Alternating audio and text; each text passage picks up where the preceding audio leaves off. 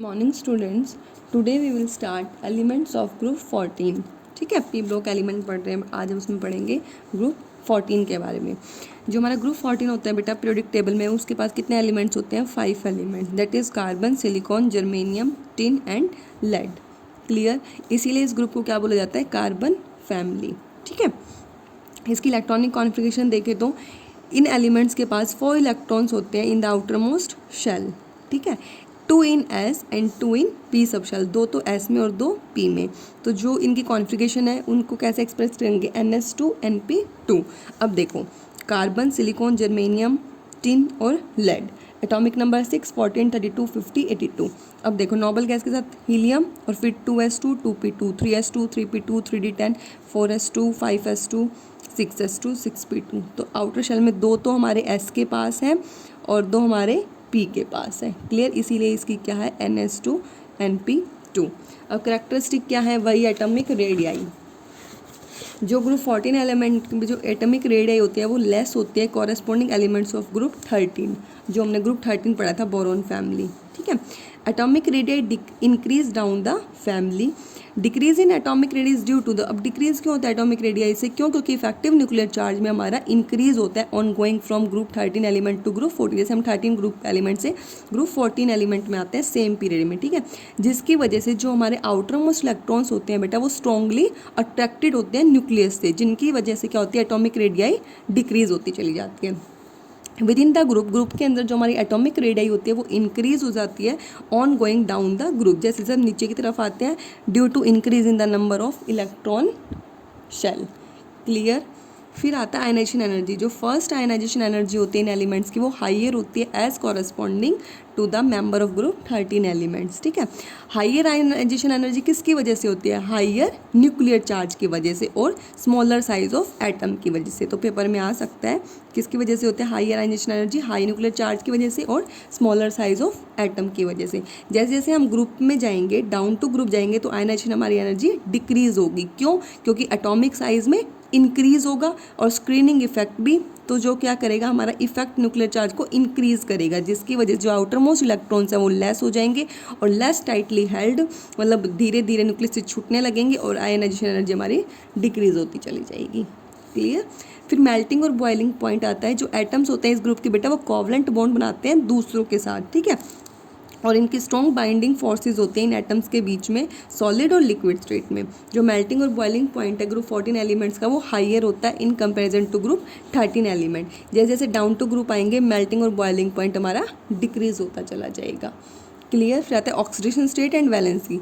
जो group 14 elements के oxidation state होती है वो टेट्रा वैलेंसी होती है by sharing 4 its valence electron. अभी बताया था ना, 4 इज टेट्रा वैलेंसी। क्यों? जो इसके 4 इलेक्ट्रॉन्स होते हैं वो शेयर कर लेते हैं दूसरों के साथ, इसलिए क्या बताते हैं?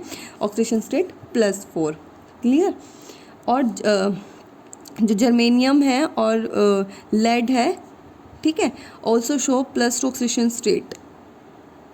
जो हमारा जर्मेनियम है और लेड है और टिन है वो हमारा +2 ऑक्सीडेशन स्टेट शो करता है। देखा गया है कि जैसे हम डाउन टू ग्रुप आते हैं +2 oxidation state become more stable. Down to group +2 oxidation state ज़्यादा स्टेबल हो जाती है, जिसकी वजह से जो हमारे लेड कंपाउंड्स हैं वो प्रीडोमिनेंट है +2 ऑक्सीडेशन स्टेट में। क्लियर? और ये अगर पेपर में आ जाए क्यों है ऐसा? This is due to the inability of ice electron the valence shell of tin and lead to participate in the bonding. क्योंकि एस इलेक्ट्रॉन्स की जो इसमें लेड में और हमारे टिन में जो एस इलेक्ट्रॉन्स होते हैं वैलेंस सेल में, वो हमारे क्या होते हैं? उनकी इनएबिलिटी होती है, वो पार्टिसिपेट नहीं कर पाते बॉन्डिंग में। या फिर हम जो बोल सकते हैं जो एस इलेक्ट्रॉन्स के पेयर हैं वो कैसे बिहेव करते हैं? इनर्ट। ठीक है, इसकी वजह से इनर्ट पेयर इफेक्ट आ जाता है हमारा। फिर आता है मेटेलिक करेक्टर। आयनाइजेशन एनर्जी ज़्यादा होने की वजह से जो इस ग्रुप के एलिमेंट हैं वो लेस मेटेलिक हैं। ठीक है, एज कम्पेयर टू ग्रुप 13। जैसे जैसे डाउन टू ग्रुप आएंगे मेटेलिक करेक्टर इंक्रीज होता चला जाएगा कार्बन से लेड की तरफ। कार्बन हमारा नॉन मेटल है, silicon also behave as non metal. ये देख लेना, नॉन मेटल, ये मेटलॉइड, ये मेटल, ये मेटल। ठीक है, फिर इंपॉर्टेंट प्रॉपर्टी आती है कैटनेशन। पेपर में बहुत बार पूछी जाती है, what do you mean by catenation? ये one kind of remarkable property है कार्बन की to form bond with itself, खुद के साथ बॉन्ड बनाने की। ठीक है, this property of forming bond with atom of same element क्या करता है? ये ऐसी प्रॉपर्टी है जो बॉन्ड बनाता है with the atom of same element के साथ, इसलिए इसको बोला जाता है कैटनेशन। तो ये ज़रूर याद कर लेना बेटा। Carbon show maximum catenation in its group, carbon क्या करता है, मैक्सिमम कैटनेशन शो करता है। जैसे हम डाउन टू ग्रुप आते हैं, कैटनेशन टेंडेंट डिक्रीजेज, कैटनेशन क्या होती है, डिक्रीज हो जाती है। क्यों, because of catenation carbon atom can link with each other to form a large variety of compound, बहुत ज़्यादा compound, large variety of compound बना लेते हैं, such as linear chain, branch और ring of different size, length as shown ahead. देखो इधर straight chain, branch chain और cyclic और रिंग, जिसकी वजह से जो कैटनेशन की टेंडेंसी वो किस पे डिपेंड करती है, strength of metal metal bond. As we go down the group the strength of MM bond decreases due to increase in the size of atom, so the energy of various bonds are. ठीक है, एक फिर आता है हमारा, ये भी याद कर लेना, टेंडेंसी ऑफ कैटनेशन डिक्रीजेज। ठीक है, फिर आता है एलोट्रोपी। एलोट्रोपी क्या होता है बेटा, allotropy is the existence of an element in two, कोई भी जो हमारा एलिमेंट होता है दो या दो से ज़्यादा फॉर्म में जब एग्जिस्ट करता है और उसकी डिफरेंट प्रॉपर्टीज़ होती हैं, फिजिकल प्रॉपर्टी तो डिफरेंट हो और केमिकल प्रॉपर्टीज़ सेम हो, उसे हम बोलते हैं एलोट्रोपी। तो कार्बन फैमिली के एलिमेंट्स हैं, लेड को छोड़ के क्या है, एलोट्रोपिक फॉर्म में है। क्लियर। नेक्स्ट आता है हमारा इसमें, अब फिर से वही है हाइड्राइड्स। ठीक है, रिएक्शंस कर लेना, हाइड्राइड्स बनाएंगे, ऑक्साइड अगर ऑक्सीजन के साथ रिएक्ट करेंगे तो क्या बनेंगे। ठीक है, फिर हमारा नेक्स्ट आता है इसमें chemistry of some important compound, जिसमें हम फर्स्ट पढ़ेंगे कार्बाइड्स के बारे में। तो कार्बाइड्स हमारे क्या होते हैं, कार्बन का combine with many electropositive element when heated to high temperature, carbon हमारा बहुत सारे इलेक्ट्रोपॉजिटिव एलिमेंट के साथ कंबाइन करता है, जब हम उनको हाई टेम्परेचर पे हीट करते हैं तो हमारे क्या बना लेते हैं, कार्बाइड। ठीक है, कार्बन रिएक्ट करेगा इलेक्ट्रोपॉजिटिव एलिमेंट के साथ when heated to high temperature it forms carbides. ठीक है, जो हमारे carbides are the compounds of carbon, तो कार्बाइड्स क्या हुए, ऐसे कंपाउंड हुए जो हमारे कार्बन के साथ क्या होते हैं, इलेक्ट्रोपॉजिटिव एलिमेंट होते हैं। ठीक है, this general method to prepare, अब जनरल मेथड क्या होता है, जब हम डायरेक्ट कम्बिनेशन करते हैं कार्बन की और अदर एलिमेंट की अबव 2000 डिग्री सेल्सियस से। तो देखो इधर, और दूसरा क्या आता है, जब हम मेटल ऑक्साइड की रिएक्शन करेंगे कार्बन के साथ हाई टेम्परेचर पे, या फिर हम हीटेड मेटल को विद गैशियस हाइड्रोकार्बन की रिएक्शन कराएंगे। ठीक है, या फिर एसिटाइलिन की इलेक्ट्रोपॉजिटिव मेटल के साथ इन लिक्विड अमोनिया, इससे सारे क्या बनेंगे, कार्बाइड बनेंगे बेटा। अब कार्बाइड में हमारा क्या होता है, कार्बाइड भी हमारे क्लासिफाइड होते हैं on the basis of bonding in them, जैसे कि सोल्ट लाइक और आयनिक कार्बाइड्स, इंटरस्टिशियल कार्बाइड्स और कोवलेंट कार्बाइड्स। तो फर्स्ट पढ़ेंगे सोल्ट या फिर आयनिक कार्बाइड्स। जो हमारे ये कार्बाइड्स होते हैं सिंपल कंपाउंड्स होते हैं कार्बन के विद मोर इलेक्ट्रोपॉजिटिव एलिमेंट, जैसे कि ग्रुप फर्स्ट, सेकेंड और थर्ड के। ठीक है, this can be conveniently prepared by heating the metal its oxide और hydride in electrical arc with carbon. ये कैसे प्रिपेयर किए जाते हैं, जब by heating the metal, metal को हीट करें या फिर उसके ऑक्साइड को या फिर हाइड्राइड को इलेक्ट्रिकल आर्क में कार्बन के साथ। ठीक है, उनकी फिजिकल और केमिकल कैरेक्टरिस्टिक क्या इंडिकेट करती हैं, they are essentially ionic in nature. क्या होने चाहिए, आयनिक इन नेचर होने चाहिए। They can easily hydrolyse by water, और ये इजीली हाइड्रोलाइज हो जाते हैं वाटर के साथ या फिर डाइल्यूट एसिड के साथ एट ऑर्डिनरी टेम्परेचर, क्या बना लेते हैं, hydrocarbon corresponding to the anions. Clear. अब देखो, depending upon the hydrocarbon which they form on hydrolysis these carbides are further classified into following types. फिर से क्लासिफाइड हो जाते हैं on the basis of hydrolysis, methanides, acetylides या फिर halides. ठीक है, अब जो मिथेनाइड्स होते हैं वो कैसे होते हैं, जो carbides containing individual carbon anion are called methanides. C4 negative ion हो गया। ठीक है, क्यों, क्योंकि ये क्या देते हैं, मीथेन देते हैं ऑन हाइड्रोलिसिस। क्लियर। नेक्स्ट आता है एसिटिलाइड्स, जो ये कार्बाइड्स होते हैं वो क्या देते हैं, एसिटाइलिन देते हैं ऑन हाइड्रोलिसिस, इसलिए इनको एसिटाइलिड्स बोला जाता है। क्लियर। और फिर एलाइड्स कौन से होंगे, जो हमारे क्या देंगे, एलाइलिन देंगे हाइड्रोलिसिस पे, तो क्या हो जाता है ये, एलाइलिड्स। क्लियर। फिर आता है कोवलेंट कार्बाइड्स।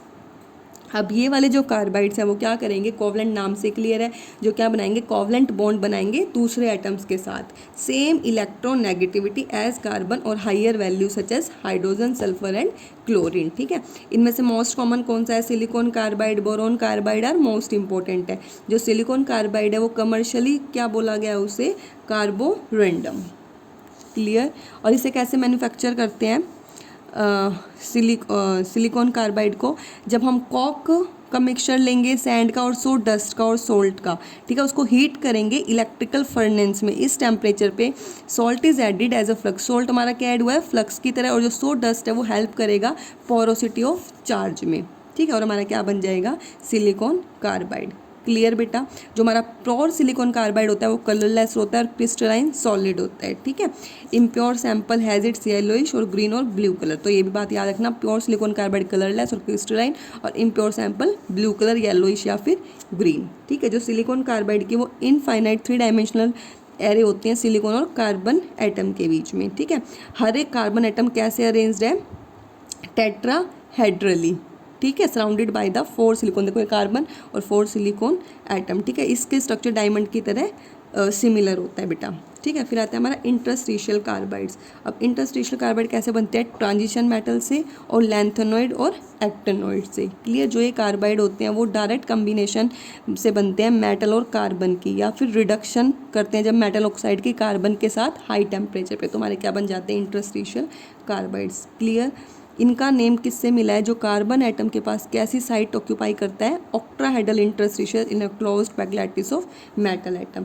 जो साइज होता है मेटल एटम का वो ज़्यादा होना चाहिए, क्या बना ले, to site of sufficient size to accommodate carbon atom को एकोमोडेट कर ले। क्लियर। तो ये था तुम्हारा इंटरस्टिशियल कार्बाइड्स। फिर आता है फ्लोरोकार्बन्स। फ्लोरोकार्बन्स हमारे फ्लोरो डेरिवेटिव्स होते हैं बेटा हाइड्रोकार्बन्स के।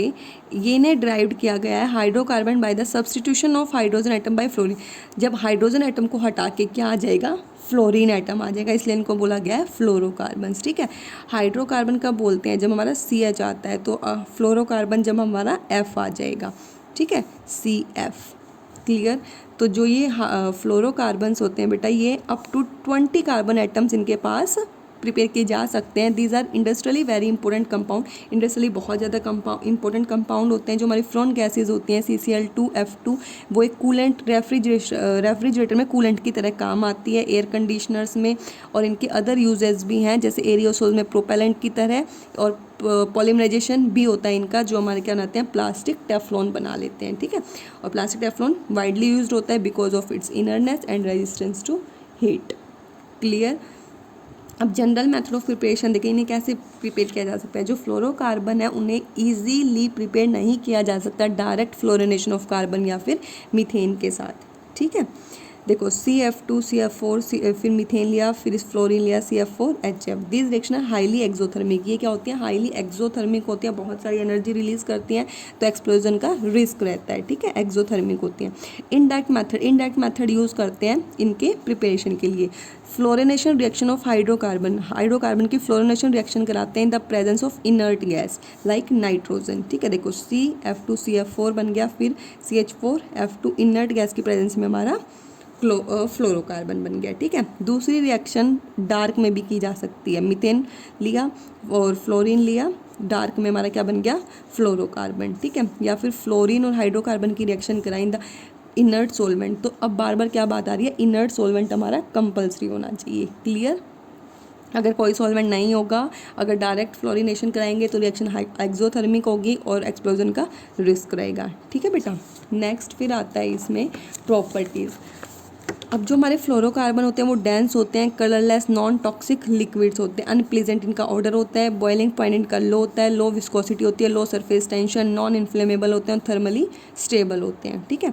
केमिकली भी ये क्या होते हैं, इनर्ट, और ये most of the chemical reagent के साथ रिएक्ट नहीं करते, ठीक है। They are resistant to oxidation. Clear.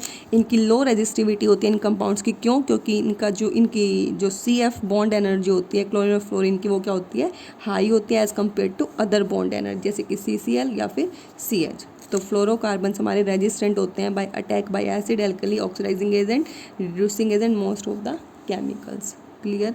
इनके यूजेस क्या हैं, जो हमारे फ्लोरोकार्बन्स होते हैं वो इंडस्ट्रियली मोस्ट इंपोर्टेंट कंपाउंड होता है, पहले ही बता चुकी हूँ, क्यों, क्योंकि नॉन टॉक्सिक होते हैं, केमिकली इनर्ट नेचर के होते हैं और नॉन इन्फ्लेमेबिलिटी होते हैं। क्लियर। और इनका यूजेस क्या है, जो हमारा डाइफ्लोरोमीथेन है वो एक रेफ्रिजरेटर में कूलेंट की तरह काम आता है। टेफ्लॉन हमारा पॉलीमराइजेशन करता है टेट्राफ्लोरोइथाइलिन की, और एक इनर्ट है केमिकल अटैक से या फिर resistant to chemical attack. Clear. Frying pans में कॉटिंग में यूज़ होता है टेफ्लॉन या फिर अदर मेटल इक्विपमेंट से, या एपरेटस हैंडलिंग फ्लोरीन गैस। जो हमारे क्लोरोफ्लोरोकार्बन होते हैं अगर वो पॉलीमराइज किया जाए तो एक स्टेबल ऑयल, वैक्सीज और ग्रीस देंगे, और ये लुब्रिकेंट्स को बोला जाता है फ्लोरोलुब्स, या फिर are used as heat transfer media as special lubricant oil and greases. Clear. तो आज के लिए कार्बाइड्स और फ्लोरोकार्बन्स अच्छे से इनकी प्रिपरेशन और यूजेस पढ़ लेना बेटा, ठीक है। Group 14 family. Clear. Thank you all of you.